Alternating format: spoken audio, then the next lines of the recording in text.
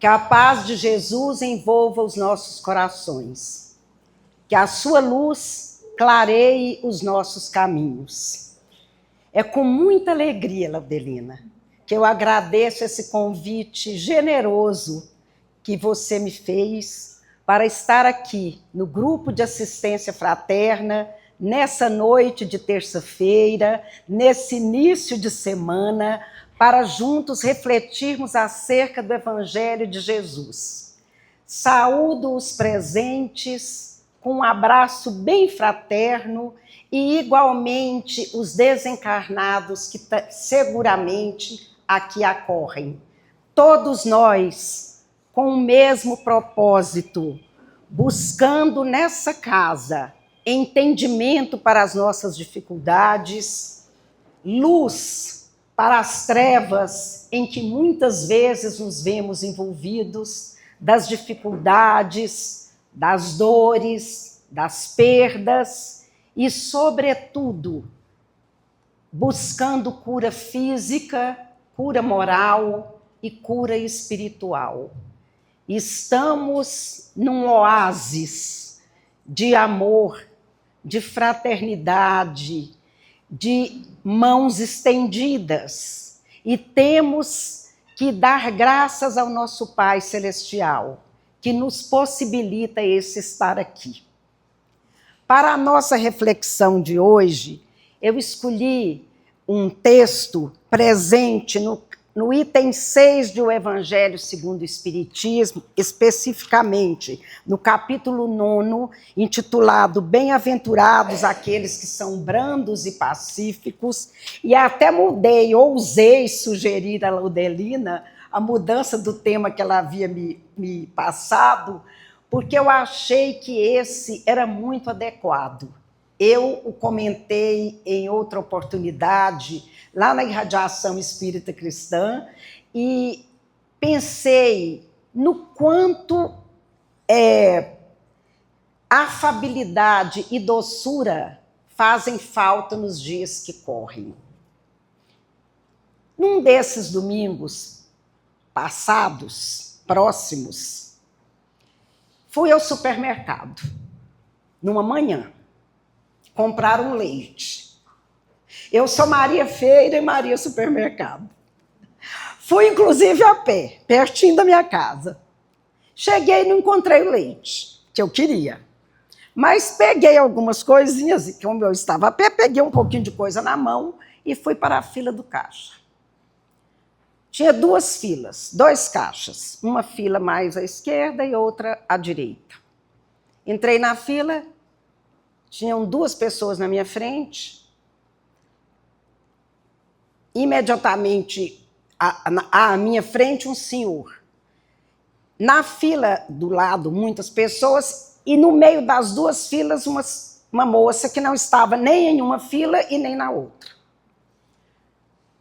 Aproximando-se do momento de ser atendido pela moça do caixa e a fila do outro lado caminhando também, esse senhor que estava à minha frente se dirigiu a essa moça, que não estava nem lá nem cá, e disse a ela, baixinho, não como eu falo alto. Moça, em qual fila, senhora, você está? E ela, em alto e bom som, estou na fila que eu quiser.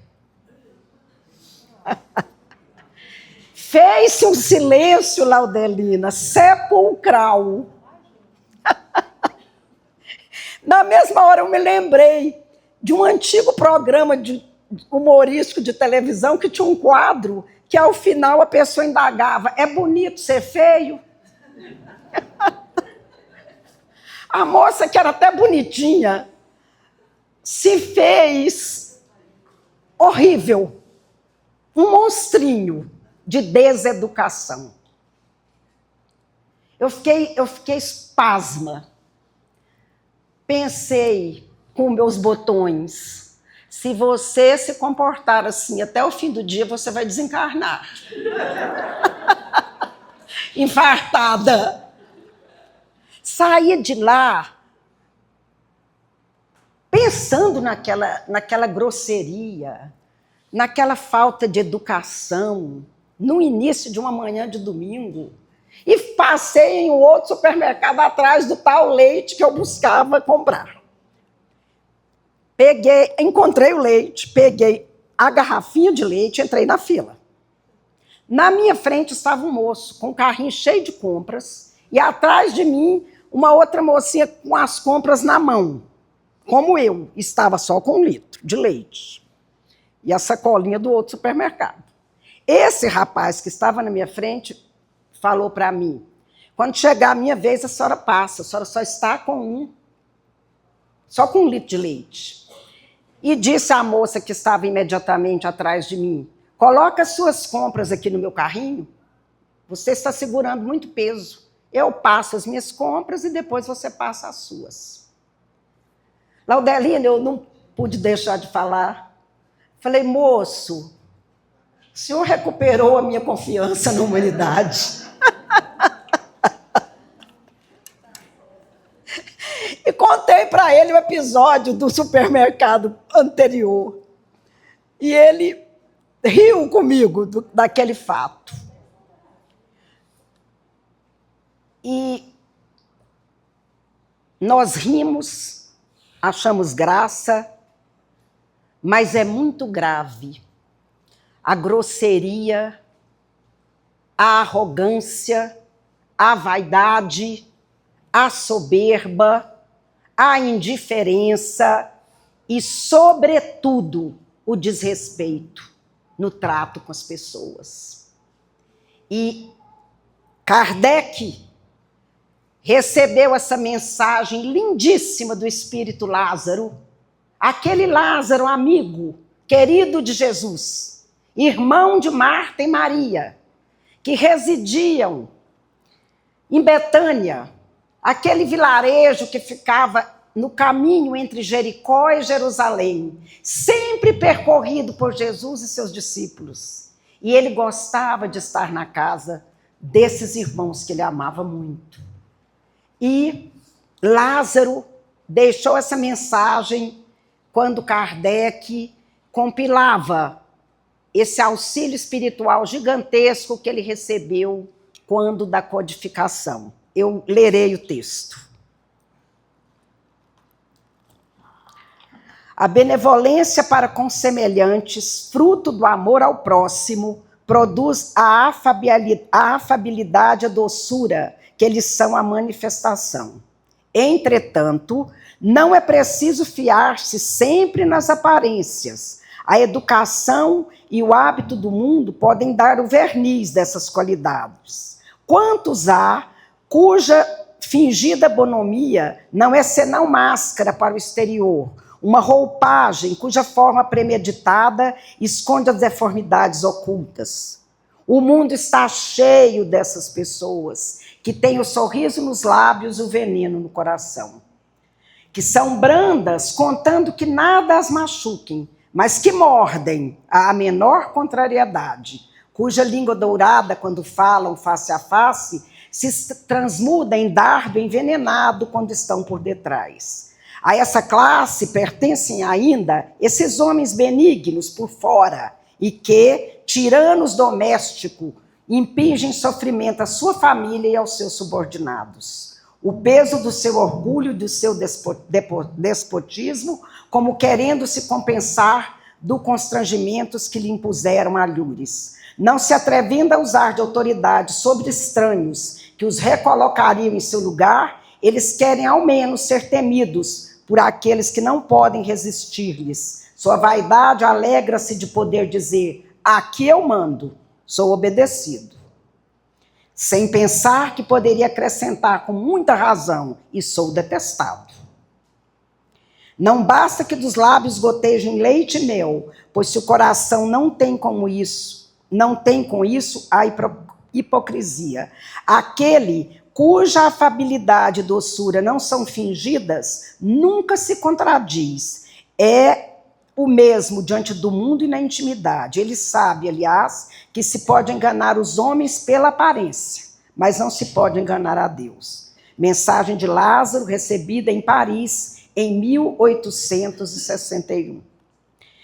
E aqui, Lázaro pontua com muita assertividade essa facilidade que tantos de nós temos de sermos muito afáveis, carinhosos, compreensivos, agradáveis lá fora, com os outros, com os estranhos, e crudelíssimos dentro de casa. Contam que havia um palestrante espírita muito renomado, muito festejado, Marilda, que encantava a plateia. Todos, quando anunciavam que ele ia falar, lotavam os auditórios, se encantavam com a sua fala erudita, mostrando muito conhecimento, muita afinidade com o Evangelho, com a doutrina dos espíritos. E certa feita ele ia saindo de casa para mais um desses trabalhos, e seu menininho, de uns 6 anos de idade, veio correndo atrás dele com um travesseirinho e uma cobertinha de criança. Espera, papai, espera. Esperar para quê? Eu estou saindo para uma atividade, para um compromisso importante, não posso esperar. Não, me espera. E essa coberta? E esse travesseiro? Eu vou com o senhor. Eu quero morar lá na casa espírita. Lá o senhor é tão bonzinho.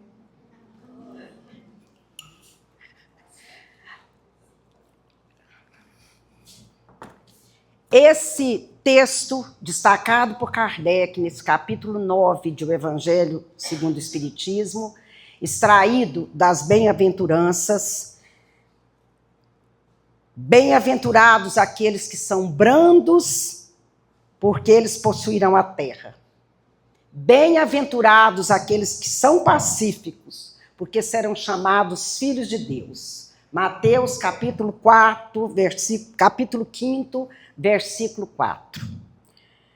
Nesse capítulo, Kardec dá destaque a essas duas bem-aventuranças proferidas por Jesus no Sermão da Montanha. O Sermão do Senhor, como chamava Santo Agostinho. E muitos dizem a constituição do Evangelho de Jesus. A coluna vertebral do Evangelho, onde Jesus anuncia as principais virtudes que nós devemos experimentar se quisermos alcançar, se buscarmos alcançar, melhor dizendo, a nossa iluminação, o nosso crescimento moral, o nosso crescimento espiritual. É uma declaração de princípios que busca a nossa regeneração moral e, de consequência, a regeneração moral do nosso entorno. Porque o mundo, o perímetro que nos cerca, pertinho e mais longe, só melhora com a nossa melhoria pessoal. Esse código de ética proferido por Jesus é norte para todos nós que buscamos conhecimento espiritual, melhoria, luz.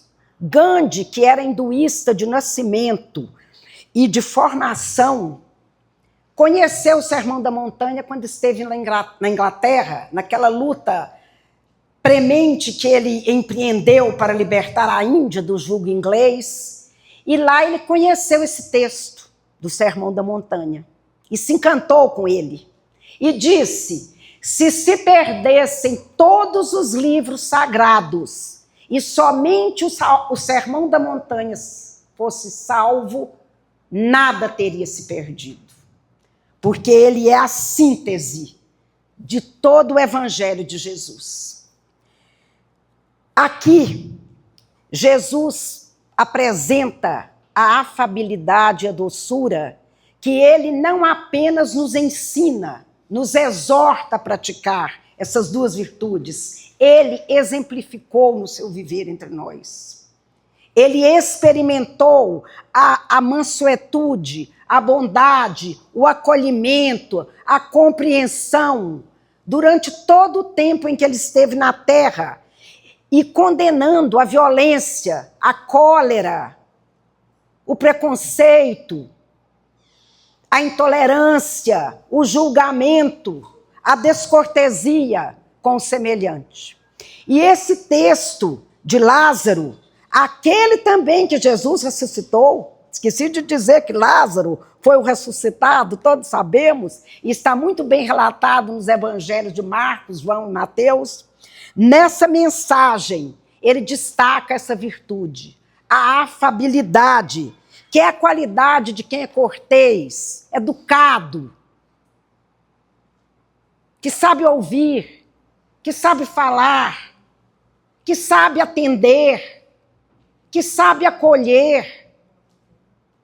E também a doçura, que é a virtude de ser manso, brando, tranquilo, calmo, equilibrado. Duas virtudes facílimas de serem praticadas no nosso cotidiano.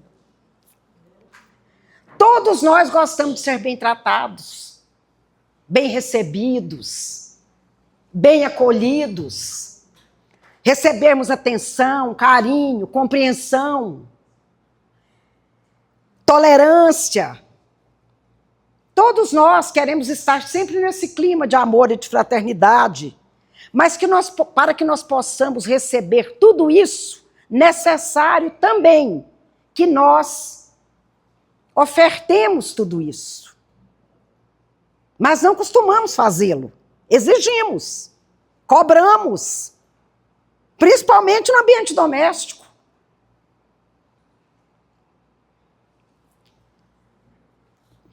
Francisco de Assis nos deu esse caminho na sua oração conhecida por tantos nós, que está aqui inclusive sobre a mesa.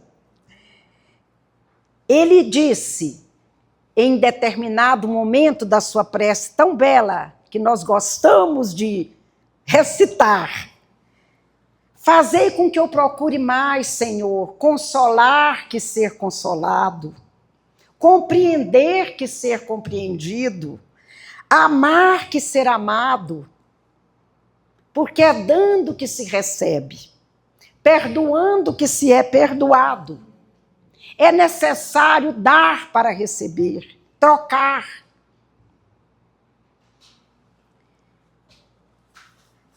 Tratar o outro como gostaríamos de ser tratados.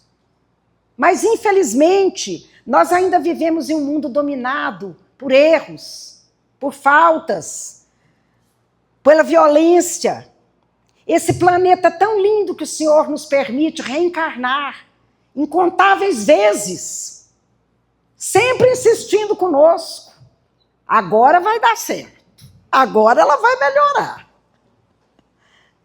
Nos possibilita estar aqui para repararmos as nossas faltas, pagarmos nossos débitos para aqueles com quem somos endividados. E Deus é tão bom. Coloca-nos junto desses nossos credores, muitas vezes crudelíssimos, mas a engenharia reencarnatória é tão perfeita que ele nos cerca também de quem nos ama, de quem nos anima, de quem se alegra conosco, de quem nos quer bem, para que tenhamos força de empreender essa caminhada junto à nossa redenção. Nós vivemos tempos de grande indiferença, de grosseria, de egoísmo, de individualismo. As pessoas nem podem mais se visitar. Para visitar tem que fazer um exercício, ligar, perguntar se pode ir, que hora, se não vai incomodar. E muitas vezes as pessoas falam, não vem não, estou ocupada, eu tenho o que fazer. Me lembro, mamãe e papai tiveram 6 filhos. Eu sou a mais velha e abaixo de mim 5 meninos. E mamãe gostava de visitar as pessoas. Saía conosco, no comecinho da noite, aquela meninada todinha, caminhando a pé. Era uma luta, uma dificuldade, uma carência de muita coisa. e ia fazer visita, bater papo, conversar. Às vezes levava um bolo, às vezes levava um biscoito. Mamãe gostava de agradar as pessoas com comida, era a forma dela dizer que amava. Não tinha dificuldade nenhuma. Hoje é essa peleja. Só no telefone. Nem ligam mais, a gente nem ouve a voz das pessoas. E escrevendo feio no WhatsApp, tudo errado. Eu sou aficionada pela língua portuguesa, sou chata com o nosso vernáculo. Amo a nossa língua. É uma das mais belas do mundo. E estão conseguindo apequenar até a língua portuguesa. Tudo escrito no diminutivo. Uns diminutivos que nem existem, uma pressa. Nós temos que refletir sobre isso. Vamos viver com calma. Aproveitar o agora. Olha que momento lindo que nós estamos vivendo aqui. As palavrinhas mágicas não existem mais. Bom dia, boa tarde, por favor, com licença, muito obrigada. Há poucos dias eu entrei no elevador do meu trabalho e estava lá, só eu. Entra uma colega com um papelzinho daqueles que ela tinha pego lá no banco. Papelzinho que ela tinha tirado lá no caixa eletrônico. Ela entrou, não me cumprimentou. E eu gosto de passar vergonha nas pessoas. Falei, boa tarde, fulana.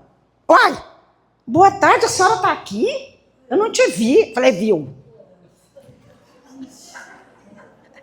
Falei, porque se você disser que não me viu, eu vou ficar muito decepcionada. Porque eu acho que todo mundo tem que me ver. E ela, não, senhora, desculpa, é porque eu não vi mesmo. Eu falei, viu? E eu conheço muito a sua mãe. Eu sei que você aprendeu as palavrinhas mágicas. Boa tarde. Repeti todas para ela. E pensei, com tristeza, se ela me ignorou, se ela não me viu, se ela não me cumprimentou, como ela deve estar atendendo aqueles tantos miseráveis para quem ela deve abrir a porta todo dia no seu trabalho. E deve acolher e tratar muito bem. Receber com tapete vermelho. Porque ninguém vai atrás, nos procura se estiver feliz, se estiver alegre, se estiver com saúde, se não estiver em sofrimento. Por isso que eu danei com ela. E nós não podemos aceitar a grosseria, a deseducação. Jesus foi gentil, Jesus foi amoroso, Jesus foi acolhedor, Jesus compreendeu as fraquezas humanas, não discriminou, entendeu a fraqueza de Madalena, de Pedro, de Judas. E nós, na nossa pequenez, na nossa inferioridade, agirmos como estamos agindo nos tempos que correm, é inaceitável. Que coisa triste uma pessoa chegar, Marilda, e ser recebida. Nossa, chegou essa chata. Grosseira, que só reclama. Que bom quando chega uma pessoa afável, que conta história alegre, que vem trazer notícia boa. Nós devemos ser recebidos com alegria e deixarmos saudade quando partimos. criar um ambiente de alegria, de amor, pôr flores na mesa, olha que lindeza, uma toalha branquinha, enfeitar a nossa casa, pôr a comida na mesa com alegria, pôr energia boa na comida que nós fazemos. Tudo isso é afabilidade, doçura, mas nós só queremos receber e cobrar dos outros.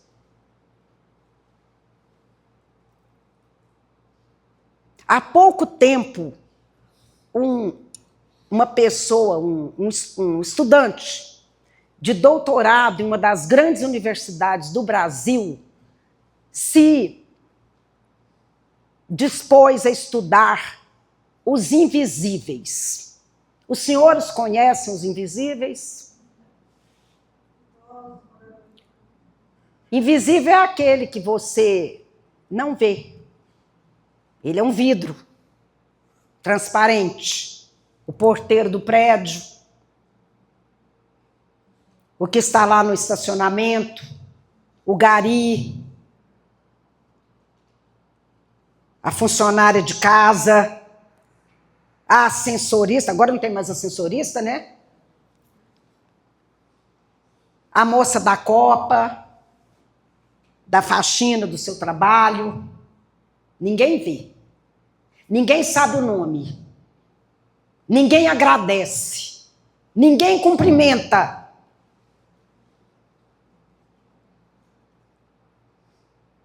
Havia esse rapaz, fazendo esse estudo, ele se vestiu como os faxineiros da universidade e ficou a trabalhar em um dos corredores. Por ele passaram colegas de sala, professores, e ninguém o viu. Absolutamente invisível. São pessoas como nós.